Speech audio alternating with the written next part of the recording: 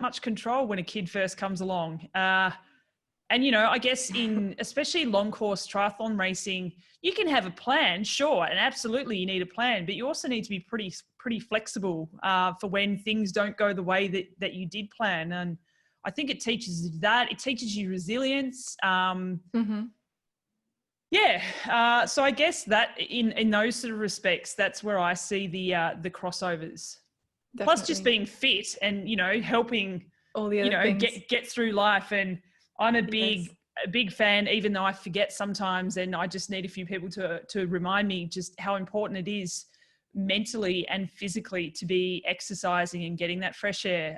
Because sometimes it's really easy to get bogged down in, particularly right now in like a lockdown kind of life.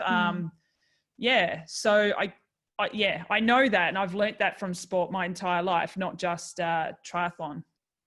So as a triathlete, as you know, as your mindset being as a triathlete, you learning how to adapt to any situation so you can keep going no matter what.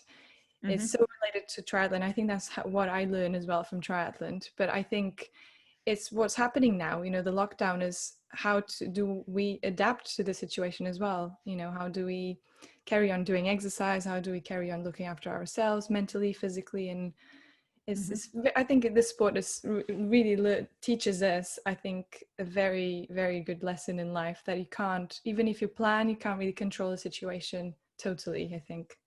Yeah, definitely. So were you, was there anything related to physical activities that concerned you while you were pregnant? Because now you're a new mum. I think at first I really remember worrying about when I should be riding my bike on the road when I was pregnant, for a couple of reasons. Obviously, you know, for safety, but then also, and I'm not ashamed, but I feel a bit funny admitting it, but worrying about what other people thought of me riding on the roads as well. Okay. You know, because everyone's got an opinion, and you know, exactly.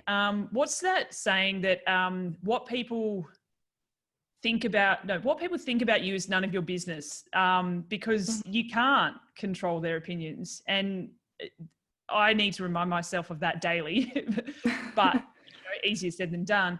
But I think, again, during that time, and it may have taken me a little while, but I just really listened to my body and went with my gut. I stopped running pretty early because it was so uncomfortable for me. So I just decided not to do it.